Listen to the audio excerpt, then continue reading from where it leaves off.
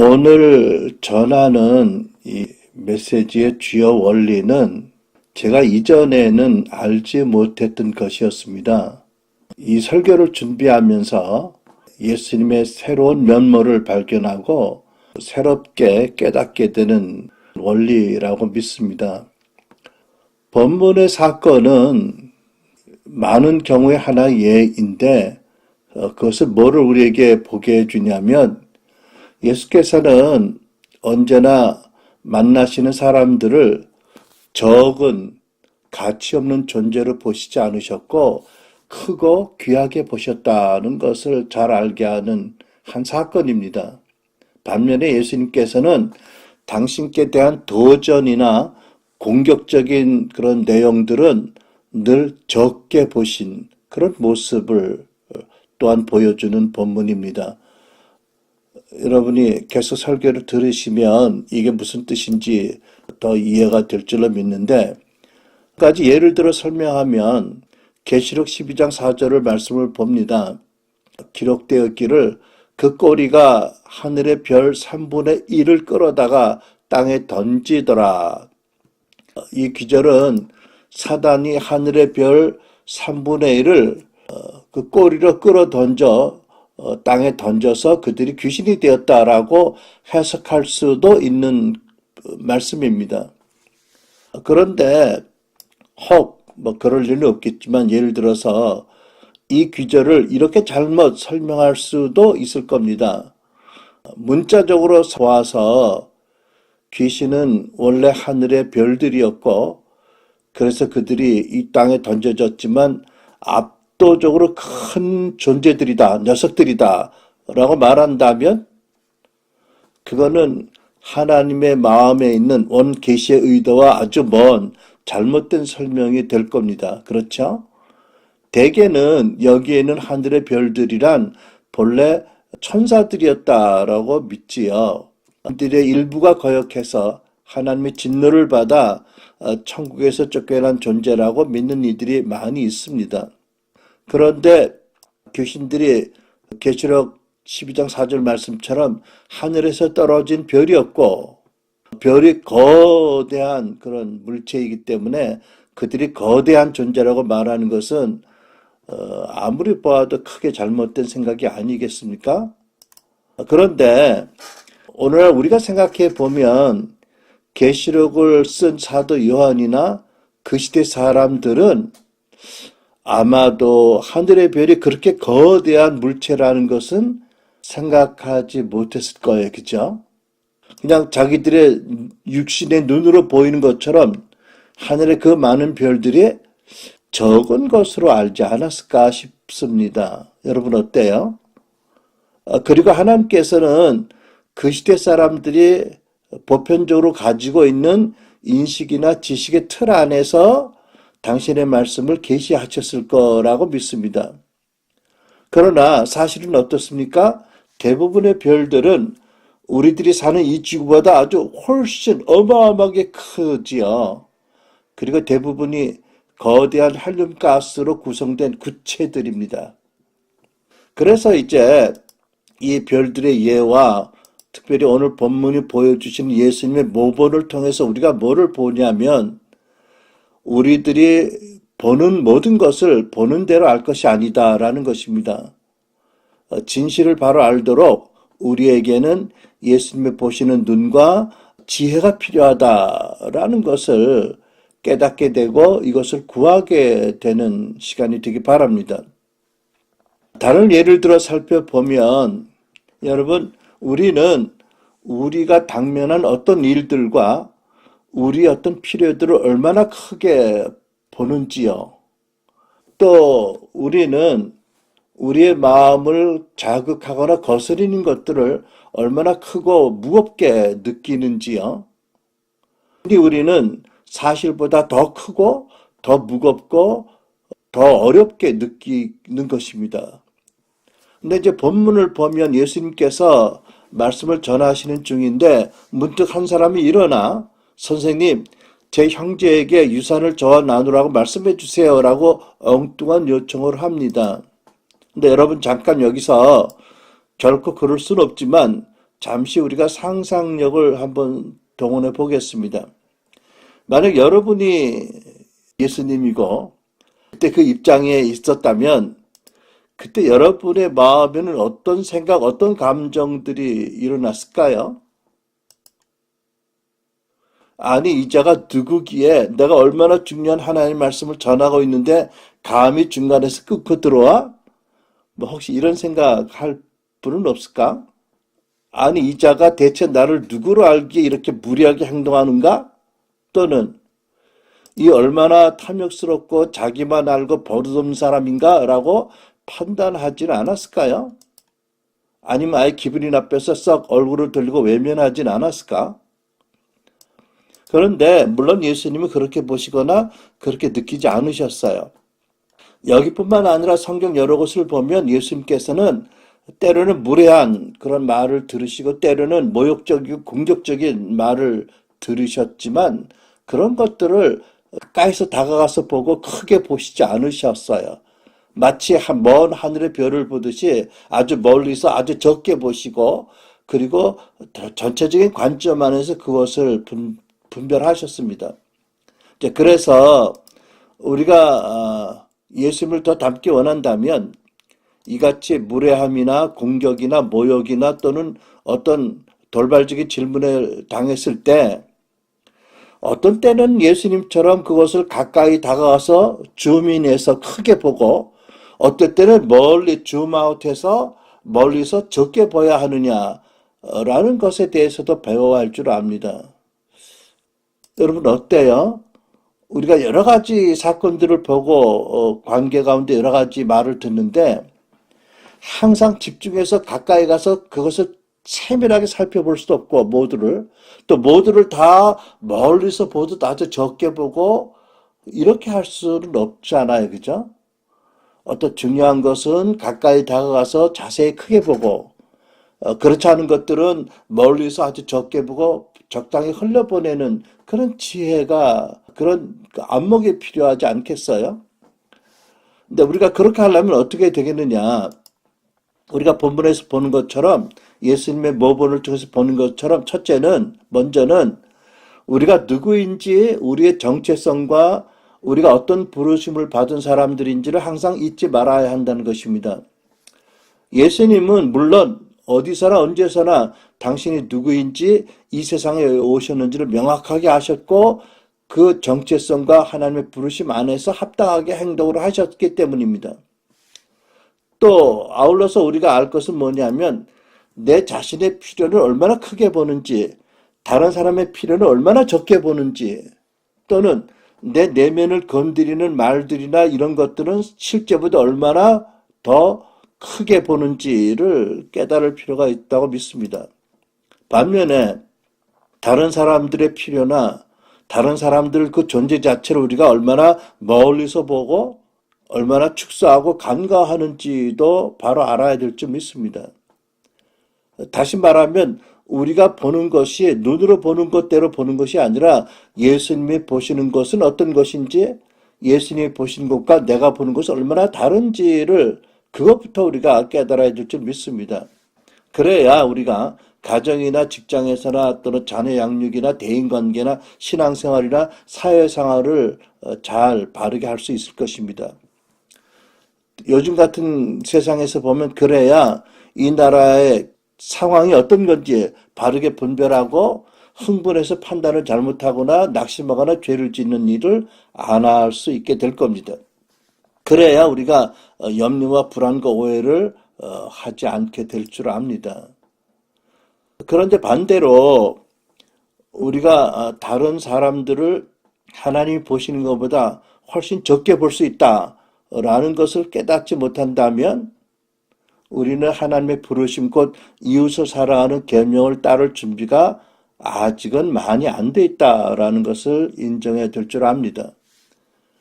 우리가 주님의 이러한 어떤 때는 가까이서 중요하게 크게 보시고 어떤 것들은 멀리 적게 보시는 이러한 지혜, 이런 안목을 갖고 있지 않으면 우리는 사실 상당히 여러 가지 생활의 부분에서 어려움을 당하고 쉽게 남들에게 이용당하거나 또 조정당하거나 또 쉽게 휩쓸리게 되는 줄 압니다. 그래서 하나님 나라 백성으로서 예수님의 제자로서 마땅히 우리가 가져야 될 가치와 관점과 입장과 태도, 정체성을 지키는 것이 어렵게 될 것입니다. 이런 것을 다른 예로 생각해 보면 모든 사람은 성장함에 따라서 어릴 때 가졌던 기준과 관점의 틀이 달라지지요. 그러니까 어떤 어릴 때는 아주 크게 보이고 심각하게 여겨지던 것들이 커서 보면은 전혀 그렇지 않다는 것을 자주 발견합니다.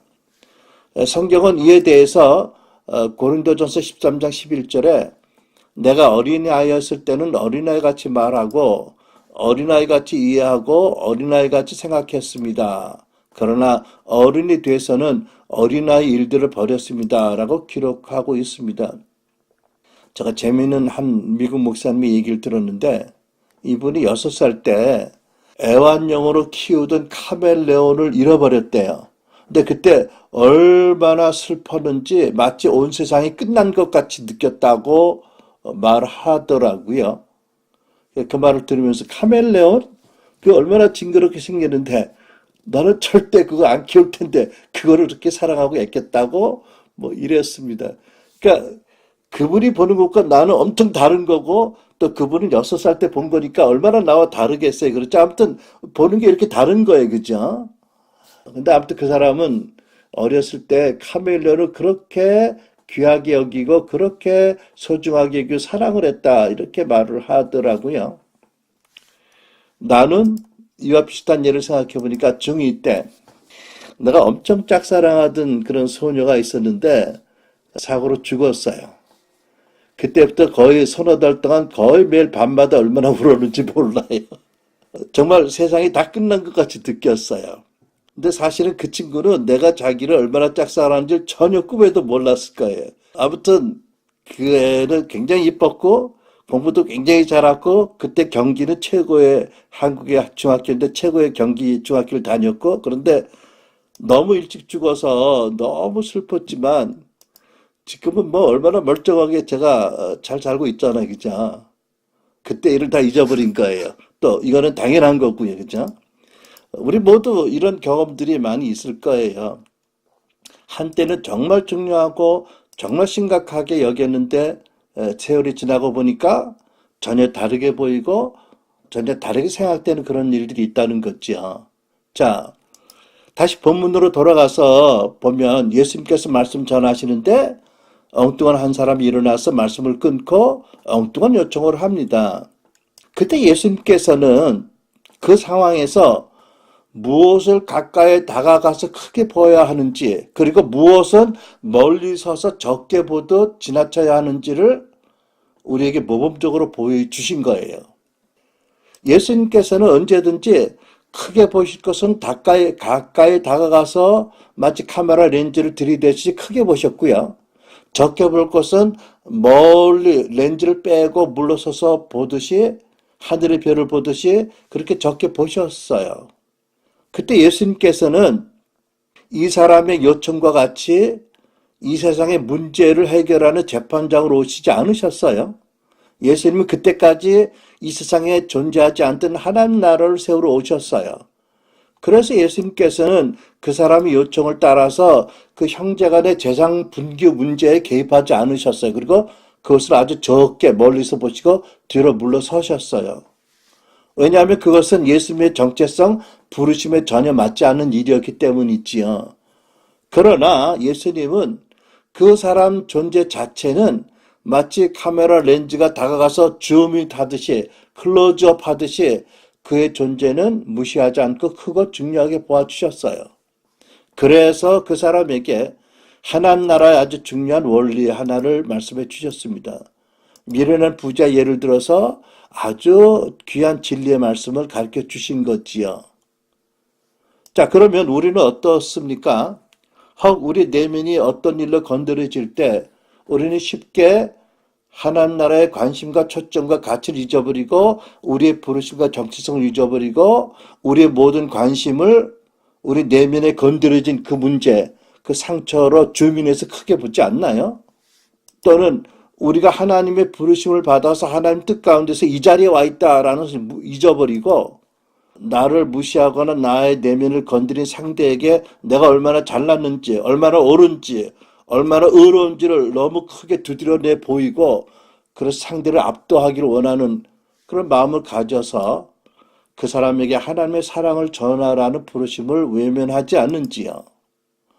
또는 심하게 마음 안에서 이 사람에게 복수하고 싶고 멋있게 깔고 앉고 싶은 마음, 그런 충동이 일어나지 않는지요.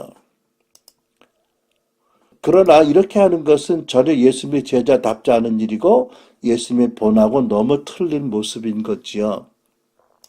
그러니까 우리가 예수님처럼 하나님 나라의 백성으로 예수님 제자로서 예수님처럼 어떤 것을 크게 자세히 중요하게 보고 어떤 것은 물러나서 적게 보아야 하느냐. 그래서 꼭 필요한 대상에게 하나님의 사랑과 은혜를 전해주려면 어떻게 해야 되느냐를 우리가 고민하지 않을 수 없는 거지요. 이제 그러기 위해서 나는 먼저 혹시 우리 내면에 건드려져서 올라오는 분노의 감정이나 또 우리가 다른 사람을 소홀히 여기고 없인 여기는 마음이 생기면 바로 그 자리에서 가능하면 플래시 프레이를 해서 회개하고 마음의 건드려짐을 예수님께 맡겨드리고 예수님 앞에 기도로 회개하며 만져주심을 구해야 될 줄로 믿습니다. 그리고 나의 잘남과 나의 옳음과 나의 우월함을 보여주고 싶어하는 또 남들에게 인정을 받고 싶어하는 그런 기질을 십자가에 못 박아서 죽게 해야 될 줄 믿습니다. 그래야 우리가 여러 가지 자극과 여러 가지 함정에 빠지지 않고 주님을 닮아서 사람들을 사랑하고 이웃을 사랑하라는 부르심을 이룰 수 있게 되는 거지요. 이제 그렇게 우리가 되기 위해서 좀 더 구체적으로 단계적으로 정리해서 생각을 해본다면 몇 가지를 얘기할 수 있는데 첫 번째, 본문에 예수님이 그러셨던 것처럼 자신의 정체성과 하나님의 부르심을 늘 기억하고 우리가 처한 현장 상황에 묶이지 말고 우리의 대화 상대와 우리의 대화 내용과 우리의 그 환경을 그때의 상황을 하나님의 눈으로 바라보아야 된다는 겁니다. 여러분, 우리는 누구지요? 이미 그리스도 안에서 하나님의 자녀 되었고 예수님의 제자 되었고 성령님의 동역자입니다. 말할 수 없는 고귀한 정체성을 받은 사람들이 있지요. 그리고 우리는 우리 자신의 옳음과 우월함과 잘남을 나타내기 위해서 부름받은 게 아니라 오직 한 분 왕중의 왕 예수님의 귀하심과 예수님의 어떠하심을 전하는 예수님을 증거하도록 부름받은 사람들이죠. 그러니까 우리는 애초부터 우리의 잘남과 의로움과 우리의 가치를 나타내고 남들에게 인정을 받도록 애쓸 필요가 아예 없는 사람들이지요. 우리는 누구를 만나든지 그들과 대화하고 관계하는 중에 예수님의 복음과 하나님의 사랑을 전하도록 부르심 받은 사람들입니다. 그러니까 우리가 잊지 말아야 할 것은 뭐냐면 우리가 누구와 무엇을 말하는지만큼 중요한 것은 어떻게 말하는 겁니다. 남들과 대화하고 토론할 때 우리가 무엇을 말하고 무엇을 주장하는 것이 중요한 만큼 그것을 어떻게 말하는지도 중요한 것이다라는 것을 잊지 말아야 될 줄 믿습니다. 왜냐하면 우리와 생각이 다른 사람이나 또는 누구든지 대화하고 토론하는 중에 관계하는 중에 그에게 하나님의 성품을 드러내고 하나님의 사랑을 전하라는 부르심을 받았기 때문이지요. 그래서 우리는 사람의 신분 여하와 관계없이 모든 사람이 가진 하나님의 피조물로서 하나님의 형상을 가진 존재로서 말할 수 없는 탁월한 가치가 그 모든 사람에게 있다는 것을 잊지 말아야 할 줄 믿습니다. 근데 돌이켜보면 사실 나는 남들과 대화하고 관계하고 토론할 때 무엇을 말하는 것만큼 그것을 어떻게 말하는 것이 중요하다는 것을 잘 알지 못하고 오래 살았어요. 돌이켜보면 제가 토론토에서 그 교단에서 목회할 때 엄청난 실수를 한번 한 것이 기억이 납니다. 교단 그 캐나다 책임자들이 뭘 잘못해서 아주 나의 부르심과 나의 정체성과 나의 사명감을 크게 건드려 놓은 적이 있었어요. 근데 화가 나가지고 쫓아가서 그 책임자 두 분을 붙잡고 얼마나 내가 몇 시간 동안 말하자면 땡깡을 부렸는지요. 그러니까 말은 내 말이 맞았어요. 그분 중에 한 분이 실수를 하셨어요. 그렇지만 그렇다고 너무 화를 내가지고 그냥 계속 따지고 덤벼들었으니 지금 생각하면 그분들이 참 곤란했을 거예요. 근데 그때 우리 크리스틴이 한 말이 생각납니다. 아빠는 아빠가 옳다고 그렇게 대들었는데 그것보다는 한 발짝 물러나는 것이 더 좋았지 않았을까? 생각해보면 뭐 그때 중학교 학생이었는데 우리 딸이 하도 밀어내니까 딸을 통해서 하나님이 가르치셨던 것 같아요. 그 자식들도 그렇지 않을까요? 우리 부모님에 대해서 우리도 혹시 잘못 알고 오해하고 실수할 수 있잖아, 그죠? 그때 지가 틀린 게 아니라고 우리가 틀렸다고 막 성질을 내면서 막 그러면 말의 내용은 걔들이 맞겠지만 그 태도는 전혀 틀린 거잖아. 하나님 나라 크리스찬의 태도가 아니잖아, 그죠? 그러니까 여러분, 참 그때 진작 알았으면 참 좋았을 텐데 우리가 무엇을 말하는 것만큼 중요한 것은 그것을 어떻게 말하는 거냐입니다. 두 번째, 우리는 무엇을 말하는 것만큼 어떻게 말하는 것이 중요하다고 믿는다면 그것을 위해서 우리 내면을 잘 다스려야 되고 아까도 잠시 얘기했지만 플래시 프레어나 잠시 묵도하는 것을 그때그때 해야 할 것입니다. 우리가 관계 중에 대화 중에 혹시 어떤 말이 우리 내면을 건드리면 우리의 관심과 초점은 바로 건드려진 마음의 내면의 상처나 자존심으로 쏠리게 되지요. 이제 그러면 그때부터 내가 옳았다, 내가 맞다, 네가 틀렸다라는 우리의 의로움을 주장하는데 모든 그 노력이 집중이 되기 시작합니다. 물론 여러분 우리가 무엇을 믿거나 우리가 말하는 것이 옳다고 여기는 것은 괜찮고 또 사실 필요한 일이지요. 그러나 거기에 너무 집중하다 보면 우리와 의견이 다른 사람도 사랑하라는 하나님의 말씀을 어기게 되기 때문에 이것은 정말 조심할 일이지요. 그래서 우리가 항상 플래시 프레어를 기억하고 가능하면 항상 그 자리에서 마음속으로 기도를 해야 할 것입니다. 여러분 생각해 보면 우리가 서로에게 좋은 선함과 좋은 영향을 끼치는 것은 우리가 많이 아는 것을 나누어서 우리가 옳아서 논리적으로 월등해서가 아니지요. 서로가 얼마나 좋은 관계를 갖느냐에 따라서 서로에게 유익을 줄 수가 있는 거잖아요. 그러니까 때때로 우리의 옳음과 우리의 정당성을 너무 크게 확대해서 보면은 그만큼 상대를 무시하게 되는 것이기 때문에 좋은 관계를 갖지 못하게 되는 거지요. 그리고 근본적으로 우리 모두는 화목을 위해서 부르심을 받았습니다. 다른 말로 하면 하나님의 부르심은 뭐냐 하면 사랑 안에서 우리가 먼저 다른 사람에게 나와 다른 사람에게 다가가라는 말씀이 있지요. 요즘 유튜브에서 새삼스럽게 중세 십자군 전쟁 다큐를 몇 편 보았어요. 참 슬프고 마음 아프고 기가 막힌 역사더라고요. 아니 예수 그리스도를 위한다는 명분으로 그렇게 전쟁을 일으키고 그렇게 많은 사람을 이용하고 그렇게 많은 인명을 살해하다니요. 그러니까 여러분 다시 말하지만 무엇을 말하고 무엇을 행하는 것보다도 어떻게 말하고 어떻게 행하는 것도 중요하다. 우리 크리스찬들에게는 그것이 예수님의 원하는 바다라는 것을 명심할 수 있기 바랍니다. 세 번째, 우리가 관계 중에 대화하고 토론할 때 그것을 하나님께 맡겨드리도록 자주 옆으로 물러나고 하나님을 초청해야 됩니다. 저도 많이 그러는데 우리가 또 소그룹이나 모임을 인도할 때 내가 원하는 방향으로 내가 원하는 시간에 진행되도록 그 모임을 주장하고 싶은 마음이 많이 있어요. 근데 그것이 물론 잘못된 건 아니에요. 그런데 어떤 관계 중에 뭐 1대1로 대화할 때 그 대화가 내가 원하는 방향으로 가도록 그 대화를 조종하고 싶은 강한 욕망을 갖는다면 사실은 상대를 컨트롤하겠다는 의도가 있는 거잖아요. 그런데 우리가 하나님의 대사로서 우리의 사명 중에 하나는 뭐냐면 우리의 모든 대화 중에 하나님이 참여하시도록 하나님을 초청하고 하나님이 오시도록 자리를 내어드리는 것입니다. 그러니까 대화를 내가 통제하고 싶어하는 우리의 지나친 욕구는 내려놓아야 한다는 것입니다. 그렇게 해서 하나님께서 언제든지 대화에 임하실 수 있도록 관계와 토론에 오실 수 있도록 공간을 만들어 드려야 하는 것이 우리 책임이라는 거지요. 한 분의 간증을 들었는데 교수님이 한 간증이에요.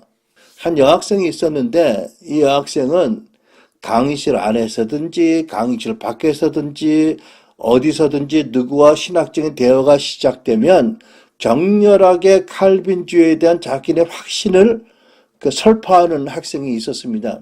어느 날 강의를 마치고 교수님이 사무실에 들어갔는데 이 학생이 따라와서 교수님과 이제 논쟁을 시작을 했어요.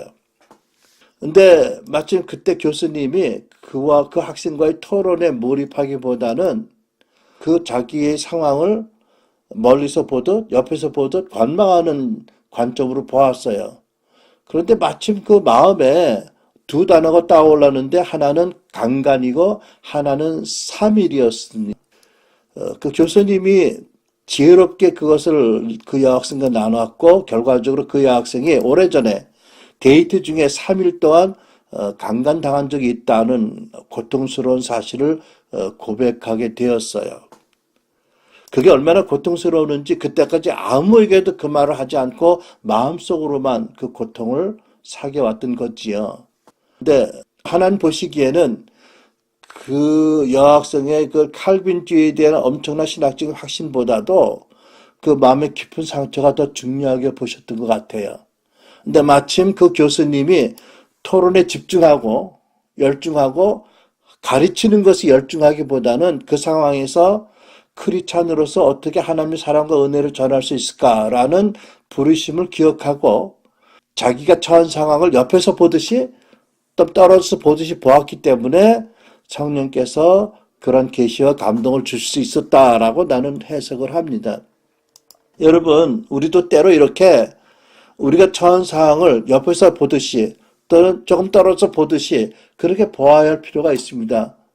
그래야 객관적으로 볼 수 있을 뿐만 아니라 그럼으로써 하나님이 그 가운데 오셔서 일하시거나 우리에게 말씀하실 수 있는 여유가 생겨지기 때문이지요. 물론 그렇다고 해서 대화를 중간에 자꾸 끊으라든지 대화하는 것이 옳지 않다고 말하는 게 전혀 아닙니다. 그렇죠? 대화도 중요하고 관계도 중요하고 토론이 중요하지만 어떻게 관계를 맺고 어떻게 대화를 하고 어떻게 토론하느냐가 중요하다는 거지요. 그리고 하나님이 주신 엄청난 가치를 지닌 사람들을 사랑하는 반복주의는 이런 방법도 그 중에 하나가 있다라는 것을 여러분과 나누길 원하는 것입니다. 그리고 우리가 다른 사람들과 좋은 관계를 위해서는 때로는 진심 어린 질문을 해야 할 것입니다. 상대에 대한 진정한 관심에서 그 사람 안의 생각과 느낌이 어떤 건지 알기 위해서 질문하고 탐색할 필요가 있지요. 무엇이 과연 그 사람의 생애를 움직이는지, 그 사람의 마음을 움직이는지, 그것이 무엇인지 알도록 질문하고 귀를 기울일 필요가 있습니다. 상대방의 마음을 알기 위해서 시간을 들여서 대화할 필요가 있는 거지요.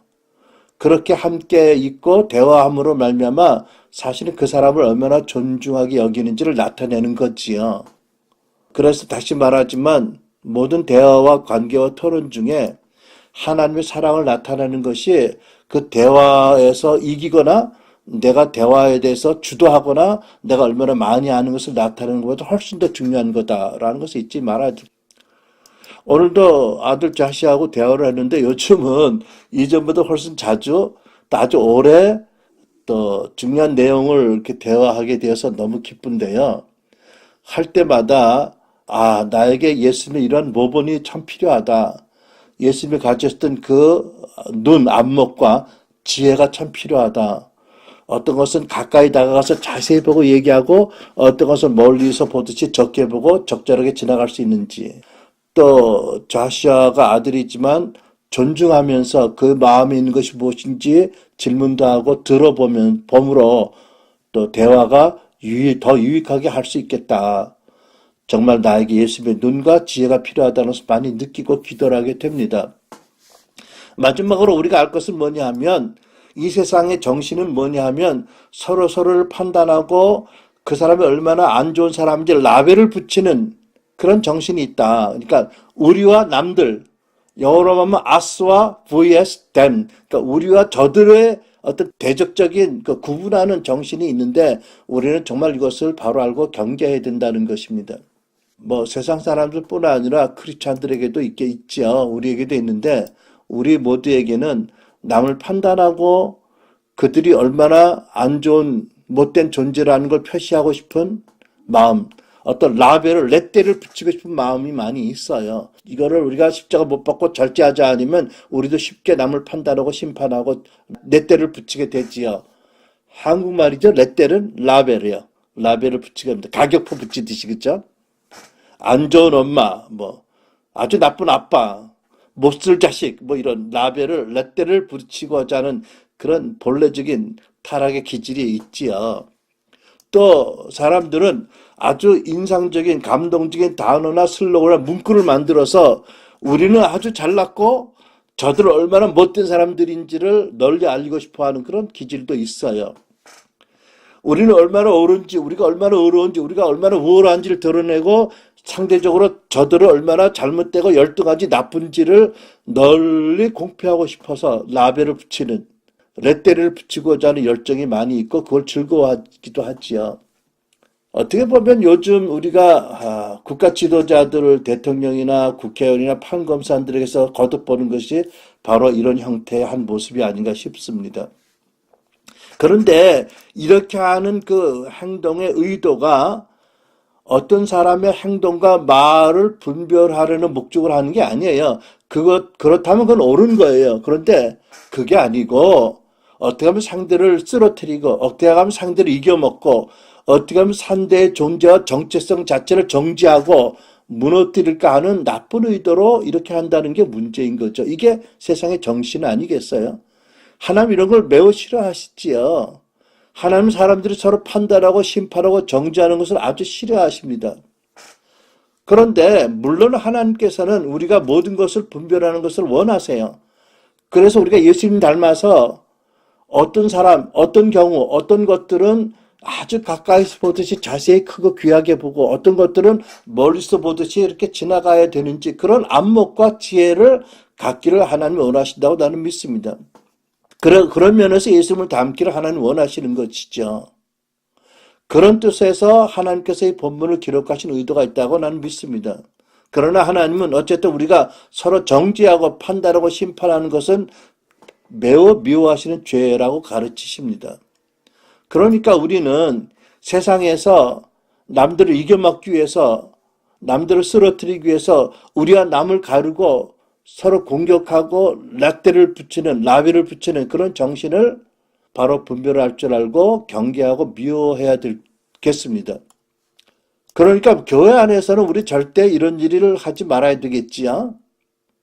예를 들면 교회가 선교 대상자들인 불신자들을 부정적으로 정죄하는 말을 한다면 그것은 너무 안 될 말이 있지요. 예수님은 이미 구원받은 우리뿐만 아니라 그들을 위해서도 죽으셨다고 성경이 말씀하기 때문입니다. 그런데 우리가 그들을 죄인이라고 경멸하고 단죄하면 거기에 비해서 우리가 바리새인 같은 그런 나쁜 자부심을 가지면 이거는 큰 문제이지요. 저는 그렇게 문제라고 믿습니다.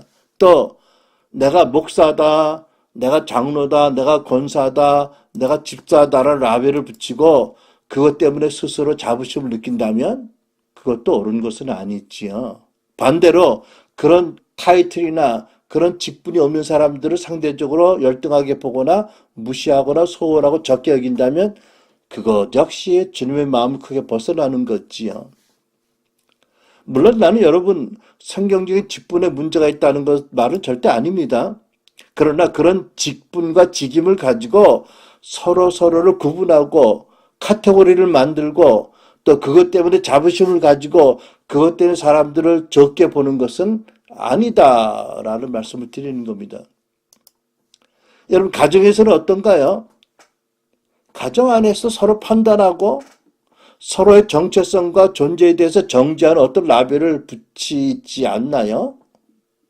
예를 들면 무책임한 아버지, 무능한 남편, 무책임한 남편, 잔소리꾼 아내, 신경질쟁이 와이프, 창피한 자식들, 무가치한 자식들, 이거 무서운 라벨 붙이는 거 아닌가요? 이거 하나님을 노엽게 하는 게 아닌가요? 여러분, 정말 이런 일을 삼가야 될 것입니다. 더 나아가서 우리와 그들을 나누고 서로 판단하고 정죄하는 것은 우리가 정말 경계해야 될 세상적인 정신이라고 믿습니다. 그렇게 하는 대신에 우리가 힘써서 할 일은 무엇인가요? 나부터 아직 많이 부족하지만 우리가 하나님의 은혜를 구하고 애써서 남들을 이해해주고 있는 모습 그대로 존중해주고 사랑하는 것. 사람들을 볼 때 하나님이 주신 무한한 가치를 지닌 존재로서 그들을 인정하고 존중하는 것입니다. 왜냐하면 하나님께서 우리에게 요구하는 가장 중요한 것은 서로 사랑하는 것이잖아요.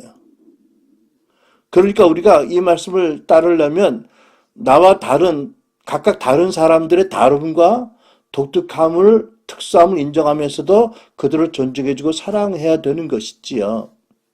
여러분, 우리가 남들에게 정죄하는 라벨을 붙이는 일은 결국 그를 사랑하는 하나님을 무시하는 짓이고 자기 자신에게 치명적인 독을 삼키는 일이 됩니다.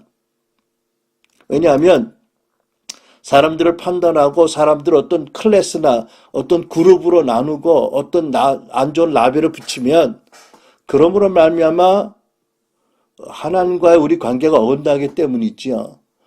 그러면 하나님께서 하시는 음성을 듣지 못하기 때문이지요. 히브리서 12장 14절 모든 사람과 더불어 화평함과 거룩함을 추구하십시오. 이것이 없이는 아무도 주를 보지 못할 것입니다. 여러분, 우리가 예수님을 더 닮고 예수님이 하신 것처럼 하기 위해서 어떤 때는 어떤 주제는 가까이 다가가서 크게 자세히 중하게 보고 어떤 것들은 어떤 경우는 멀리서 적게 보는 그런 안목과 지혜가 있어야 할 것입니다. 그래서 우리가 이제부터 이것을 구하고 이런 부분에서도 예수님을 닮아갈 수 있길 바랍니다. 그래서 우리와 생각이 조금 다르고 내 마음에 들지 않은 사람들이라 할지라도 그런 사람들을 무시하거나 도외시하지 않고 그들에게도 하나님의 사랑을 보여주고 복음의 진리를 나누는 성숙한 저와 여러분, 우리가 다 예수님의 제자들이 되길 바랍니다. 그래서 여러분, 우리가 주님을 닮기를 원하는 거룩한 갈망 가운데서 주님이 본문에서 보여주신 본을 따라서 우리가 눈으로 보고 귀로 듣는 것만으로 판단하지 말고 주님의 눈으로 보고 주님의 귀로 듣고 주님이 중하게 보시는 것은 우리도 중하게 보고 주님이 적게 보시는 거 우리도 적게 볼 수 있도록 그런 지혜, 그런 눈을 달라고 더 성숙한 사역자가 되게 해달라고 우리가 간절히 기도하는 시간이 되기 바랍니다. 우리 기도하시겠습니다.